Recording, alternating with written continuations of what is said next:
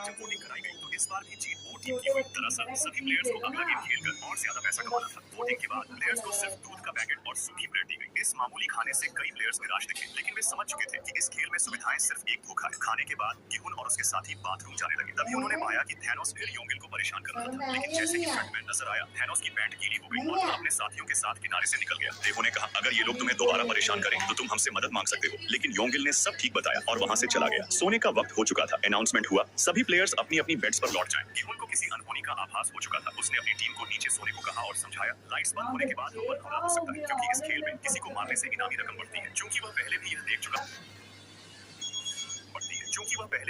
चुका था, इसलिए उन्होंने बारी बारी पहरा देने का फैसला किया। रात जैसे ही आधी हुई, एक बूढ़ी महिला की नींद अचानक खुल गई। उसे वॉशरूम जाना था। उसके बेटे योंगसिक ने उसे सावधान रहने को कहा। यहाँ किसी पर भरोसा नहीं किया जा सकता। बूढ़ी महिला ने अपने बालों में छिपी हेयरपिन निकाली, जिसमें एक धारदार हथियार छिपा था। वह हल्का मुस्कुराई और बोली, मुसीबत आई तो मैं इसका इस्तेमाल करूंगी। इसी दौरान चुन्ही को भी वॉशरूम जाना था। उसने गिहुन को बताया। गिहुन बोला, रात में अकेले जाना खतरनाक हो सकता है। बूढ़ी महिला ने चुन्ही से कहा, तुम मेरे साथ चल सकती हो। दरअसल चुन्ही प्रेग्नेंट थी, जिसकी डिलीवरी कभी भी हो सकती है। सुबह हुई और तीसरे गेम का अनाउंसमेंट हुआ। प्लेयर्स नींद से जाग गए। थैनोस और दाम के उठते ही नशे की गोलियां खाने लगे। जब नूना ने यह देखा तो मित्सु से कहा, ऐसे लोगों से दूरी ही बनाए रखना। प्लेयर्स को गेम हॉल ले जाया गया। यह जगह बेहद खूबसूरत थी, मानो किसी और दुनिया में आ गए। तीसरे गेम का नाम था मिंगल। नियम बताया गया, सभी प्लेयर्स को पहले प्लेटफॉर्म पर खड़े रहना होगा। गेम शुरू होते ही प्लेटफॉर्म घूमेगा। कुछ देर बाद एक नंबर बोला जाएगा। उस नंबर के हिसाब से प्लेयर्स को ग्रुप बनाना होगा। साथ ही 30 सेकंड के भीतर कमरे में जाकर दरवाजा बंद करना होगा। यह गेम प्लेयर्स को समझ में आ गया, क्योंकि यह उन्होंने बचपन में खेला था। लेकिन अब माहौल पूरी तरह अलग था। यहाँ हारने का मतलब सिर्फ मौत थी। गेम शुरू होते ही प्लेटफॉर्म घूमने लगा। साथ ही एक म्यूजिक भी प्ले हो रहा था। सभी प्लेयर्स माहौल को देखकर हैरान थे, लेकिन थैनोस म्यूजिक की धुन पर झूमने में मस्त था। अचानक प्लेटफॉर्म रुका। अनाउंसमेंट हुआ, 10 लोग। गिहुन की टीम में सिर्फ 5 प्लेयर्स थे। उसने मिंजू की टीम से प्रस्ताव रखा। अब भी केवल 9 प्लेयर्स थे। मिंजू ने एक और खिलाड़ी की तलाश शुरू की। तभी मौके पर उसे तांत्रिक महिला मिली। टाइमर तेजी से घटने लगा। सभी प्लेयर्स कमरे की ओर भागे और दरवाजा बंद कर लिया। गिहुन ने खिड़की से देखा, जो प्लेयर्स कमरे में नहीं पहुंच पाए थे, उन्हें सोल्जर्स ने गोली मार दी। दूसरा राउंड स्टार्ट हुआ। इतनी मौतें अपने सामने होते देख प्लेयर्स अब पूरी तरीके से डर चुके थे, लेकिन थैनोस और दामकेहू की मस्ती जारी रही। प्लेटफॉर्म फिर से घूमना बंद हुआ। अनाउंसमेंट हुआ, 4 लोग। थैनोस की टीम में 5 लोग थे। उसने